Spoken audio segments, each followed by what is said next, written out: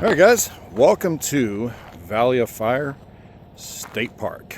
This is about, it says 41 miles from the ranger station to Vegas. Took me about an hour, 15 minutes I guess to get out here. I came in from the I-15 corridor, which is coming into the park from the northwest. There's also an east entrance you can come in from, but pretty curvy and hilly drive out here. But we're going to see if we can visit the filming location for Star Trek Generations Veridian 3.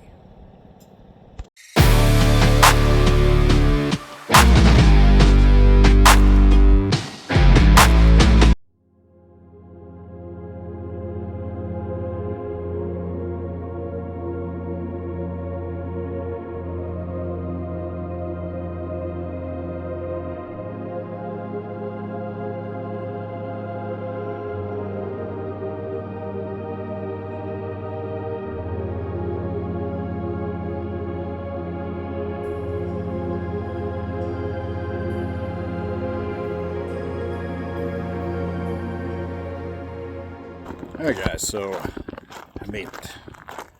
I'm here. That's the good news. Bad news is the hiking trail to the top of Silica Dome, which is where they did the filming, is closed.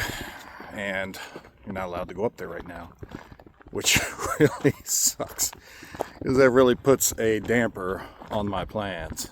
But we can admire it from... Here we go.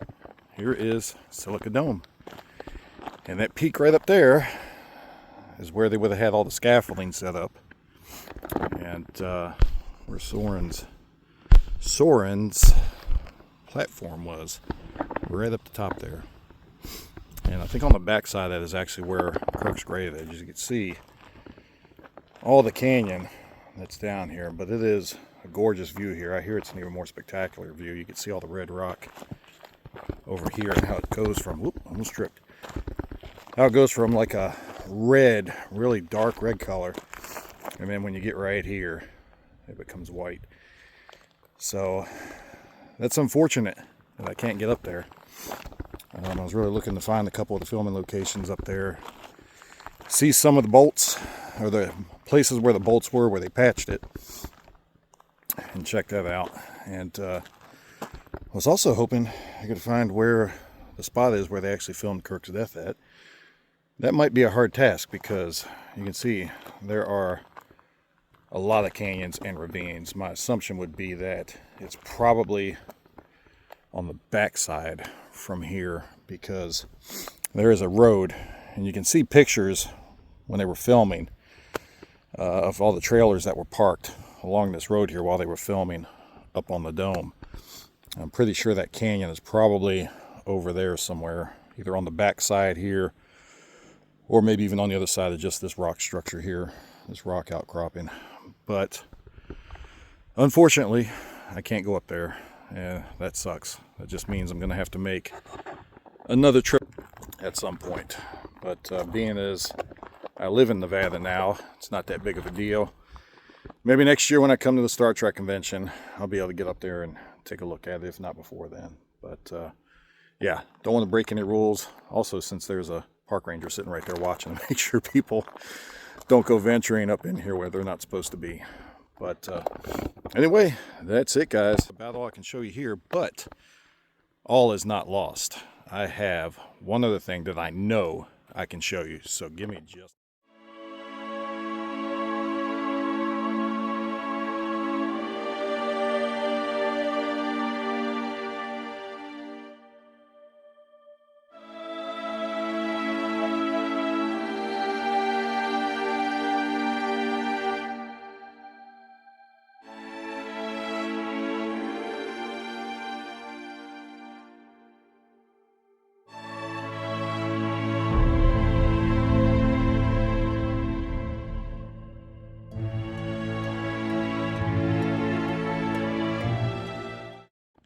Alright guys, I think I've got this figured out now. I've seen other people, well, I've seen one other person post a video visiting this, but the way you find this is it's close to the east entrance of Valley Fire State Park.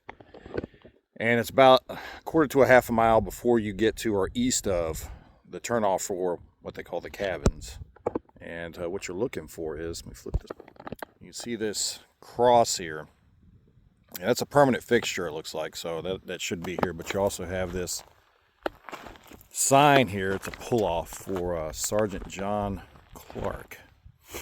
And you can see some of the scenery here. It is gorgeous out here. Some of the reddest rock I've seen outside of Arizona. But we're going to walk over here. You can see there's a sign here that says historic marker. We're looking for this path right here. So I'm going to start walking up that, and we'll pick back up here in just a minute.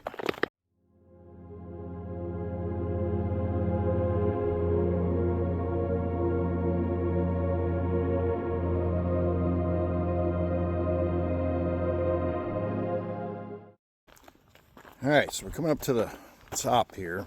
You can see my car is down there. About a quarter of a mile walk up here, maybe. Probably not even that far. But you're going to come to this fork.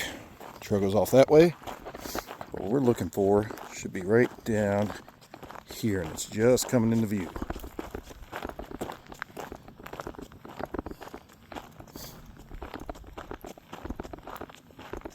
Oh, this is pretty cool to see.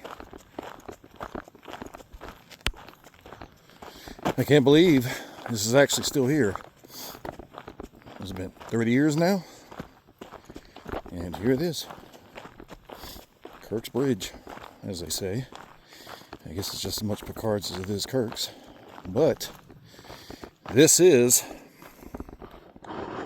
one of the pieces that was used when they filmed Star Trek Generations. It's actually in better shape than I thought it would be.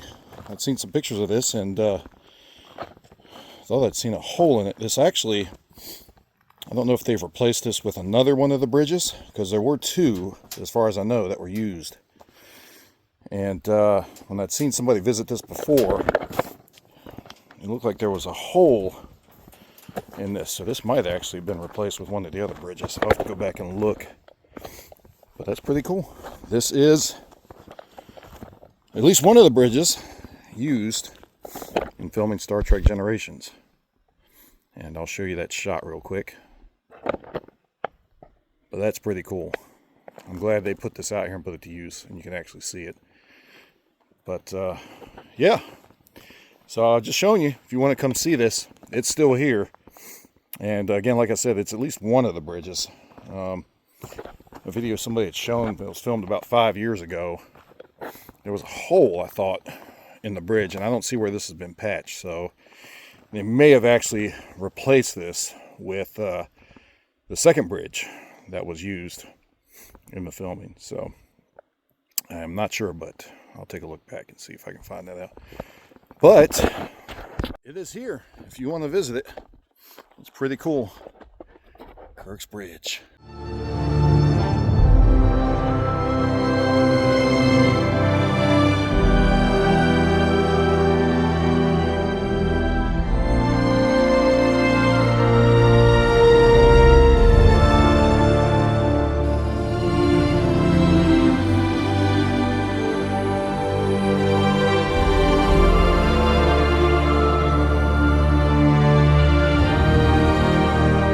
Finding this bridge was well worth the drive out here alone.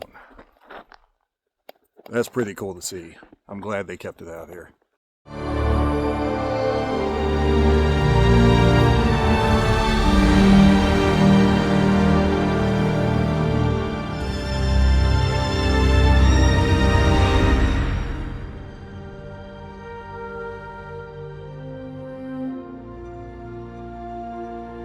Alright guys, so unfortunately a little bit of a letdown. Didn't get to actually go and climb up to the top of Silica Dome to see the actual filming locations, but not a total bust. Like I said, there's a lot to see here at Valley of Fire State Park. It's easy to see where it gets its name from, the red rocks. It literally looks like the valley's on fire from certain viewpoints. So definitely worth the drive. I did talk to the park ranger on my way out and asked him about the closure, and he said, yeah, it closes at different times during the summer, and it typically reopens right around October 1st. So it looks like a good excuse for me to come back out in cooler weather and try to make that hike.